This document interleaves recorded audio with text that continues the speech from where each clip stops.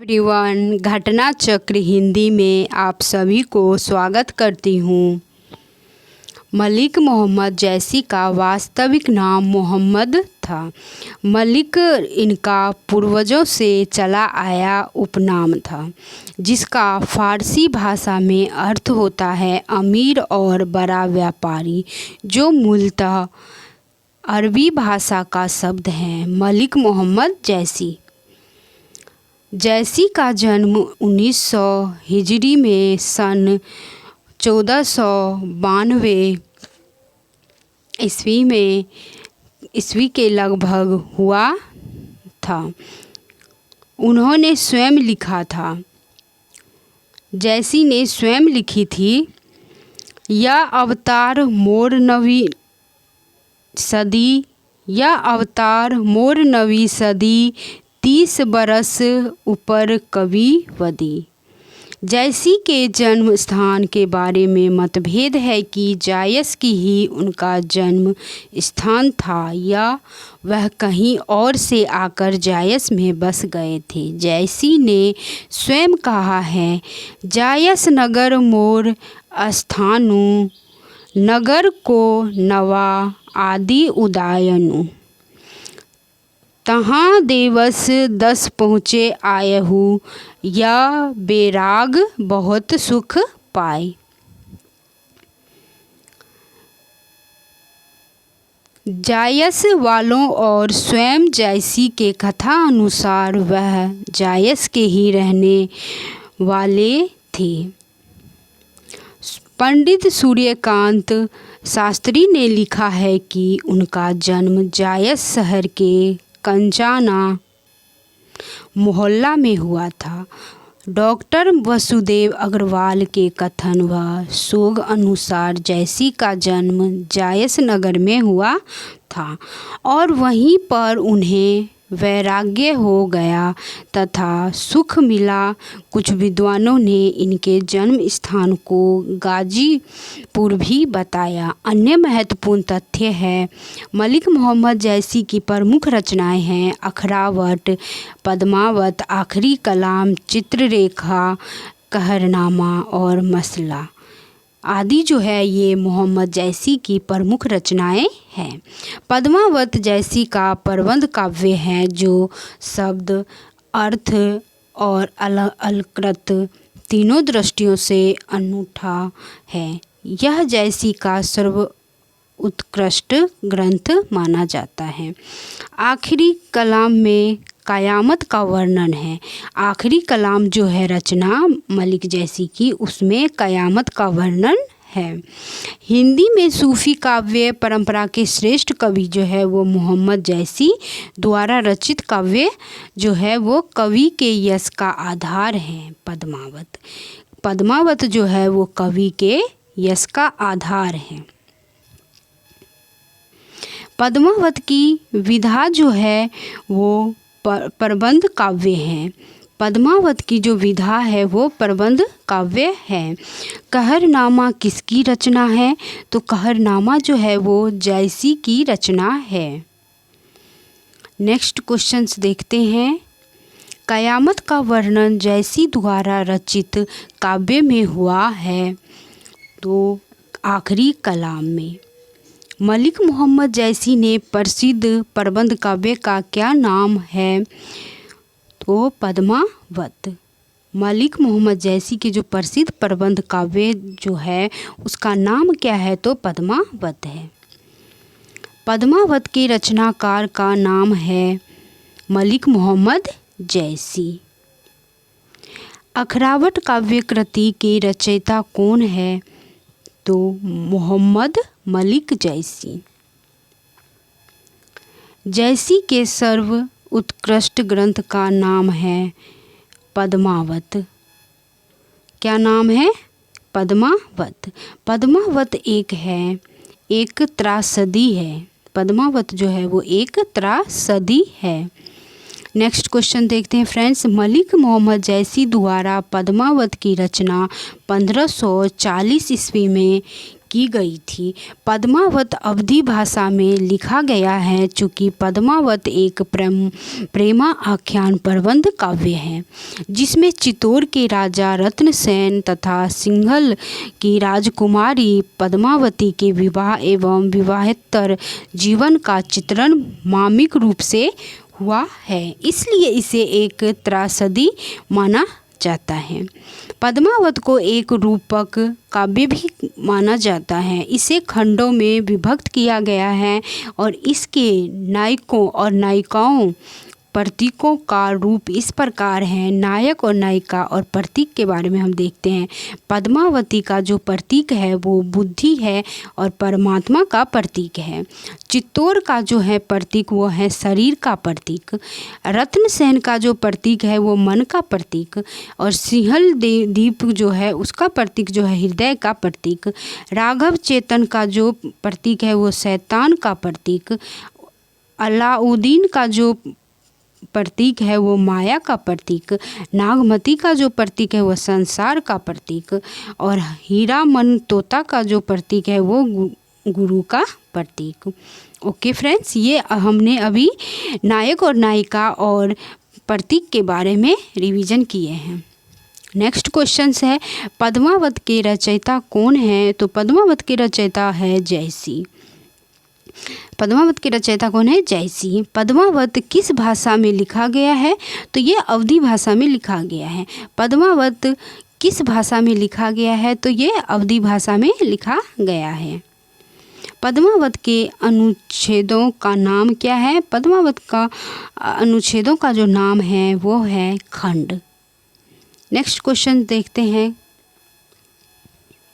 पद्मावत में रत्नसेन किसका प्रतीक है? तो मन का प्रतीक है। पद्मावत में जो रत्नसेन किसका प्रतीक है? तो मन का प्रतीक है। पद्मावत में पद्मिनी प्रतीक है तो परम सत्ता की। पद्मावत में पद्मिनी का जो प्रतीक है वो परम सत्ता की है। इनमें से कौन सी कृति जयसी की अक्षय कृति के आधार पर रची गई है? पद्मावती की जो है जयसी की मोहम्मद जयसी की जो अक्षय कृति के आधार पर रची गई है तो पद्मावत के अक्षय कृति के आधार पर रची गई है। जयसी ने 3 पुस्तकें लिखी है। पद्मावत, अखरावट, आखिरी कलाम।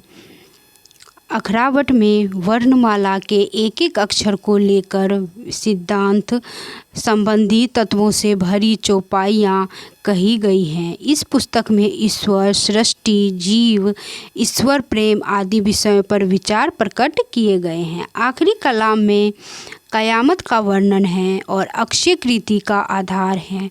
पद्मावत जिसके पढ़ने से यह प्रकट हो जाता है कि जयसी का हृदय कैसा कोमल और प्रेम की पीर से भरा हुआ है। जयसी का जो हृदय है कैसा कोमल और प्रेम की पीर से भरा हुआ है। पद्मावती को समासोक्ति किसने कहा है? तो ये रामचंद्र शुक्ल ने कहा है पद्मावत को समासोक्ति।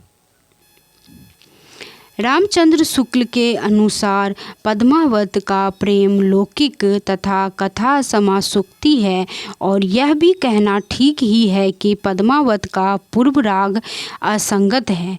कारण न वह रूप दर्शन जन्म का है और न ही सहचार्य जन्म। शुक्ल जी भक्त को हृदय की प्राकृत वृत्ति ही मानते हैं। शुक्ल जो है वो भक्ति को हृदय की प्राकृत वृत्ति ही मानते हैं और रहस्यमय ढंग से उपासना उपयोगी निरूपित करते हैं और उनकी दृष्टि में लौकिक कथा ही प्रमुख है और लौकिक राग ही वन्य है। नेक्स्ट क्वेश्चंस देखते हैं फ्रेंड्स। छार उठाए ली एक मुट्ठी, छार उठाए ली एक मुट्ठी, दिन उड़ाई पृथ्वी झूठी। यह पंक्ति किस ग्रंथ से ली गई है? तो यह पद्मावत से लिया गया है। यह पंक्ति मलिक मोहम्मद जैसी पद्मावत से ही ली गई है। जब अलाउद्दीन की सेना खुबलनेर के दुर्ग पर आक्रमण करती है तो अलाउद्दीन को केवल निराशा ही हाथ लगती है और वह कह उठता है कि यह संसार झूठा है। किस कवि ने सिर्फ अवधी भाषा में ही रचना की है? तो जैसी जो है वो सिर्फ अवधी भाषा में ही रचना की है। जैसी की भाषा ठेठ अवधी है और पूर्वी हिंदी के अंतर्गत है, इसीलिए जैसी ने अपनी रचनाएं सिर्फ अवधी भाषा में की है। जैसी भक्ति काल की निर्गुण प्रेमाश्रय शाखा के कवि है। चित्रावली जो है किसकी रचना है? तो चित्रावली उस्मान की रचना है। चित्रावली के रचनाकार उस्मान हैं। उन्होंने इसकी रचना 1613 ईस्वी में की थी। ये गाजीपुर के निवासी थे। उस्मान जो थे वो गाजीपुर के निवासी थे और चित्रावली में चौपाई की साथ साथ अर्धालियों चौपाई के 2 चरणों को अर्धाली कहते हैं के पश्चात एक एक दोहे का प्रयोग किया गया है। शेख नबी की रचना ज्ञानदीप है। शेख नबी की जो रचना है वो ज्ञानदीप है। हिंदू मग पर पाँव न राखेऊ काजो बहुते हिंदी भाखेऊ। इस पंक्ति का संबंध जो है किससे है? तो नूर मोहम्मद अनुराग बांसुरी से है। नूर मोहम्मद दिल्ली के बादशाह मोहम्मद शाह के समकालीन थे और सबरहद नामक स्थान के रहने वाले थे, जो जौनपुर आजमगढ़ की सरहद पर है। उन्होंने जो है वो 1157 हिजरी संवत 1801 में इंद्रावती नामक एक सुंदर आख्यान काव्य लिखा, जिसमें कालिंजर के राजकुमार जो राजकुंवर और आगमपुर की राजकुमारी इंद्रावती की प्रेम कहानी है। इंद्रावती की रचना करने पर शायद नूर मोहम्मद को समय समय पर यह उपालंब सुनने को मिलता था कि तुम मुसलमान होकर हिंदी भाषा की रचना करने क्यों गए। इसी से अनुराग बांसुरी के आरंभ में इन्हें यह सफाई देने की ज़रूरत पड़ी। हिंदू मग पर पाँव न राखेऊ काजो बहुते हिंदी बाखेऊ। अन्य महत्वपूर्ण तथ्य जो है वो है नूर मोहम्मद फारसी के अच्छे आलिम थे और फारसी में इन्होंने एक दीवान के अतिरिक्त सोजतुल हकायक इत्यादि बहुत सी पुस्तकें लिखी थी। अनुराग बांसुरी की रचना जो थे वो 1178 ईस्वी में हिजरी अर्थात 1821 ईस्वी है।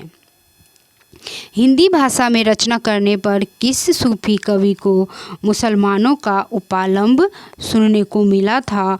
तो नूर मोहम्मद की। किसकी उपालंब सुनने की मिला था? तो नूर मोहम्मद की उपालंब सुनने को मिला था। सूफी काव्य परंपरा का एक ग्रंथ है इंद्रावती। इसके रचनाकार थे नूर मोहम्मद। राम भक्ति काव्य धारा के बारे में हम अब रिवीजन करेंगे। स्वामी अग्रदास किस काव्य धारा के कवि है?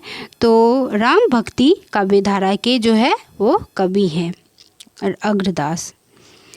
Thank you so much friends video देखने के लिए। अगर चैनल को सब्सक्राइब नहीं किए हो तो ज़रूर कीजिए और ये वीडियो आपके लिए बहुत ही यूजफुल है। ओके फ्रेंड्स, वीडियो देखने के लिए थैंक यू सो मच।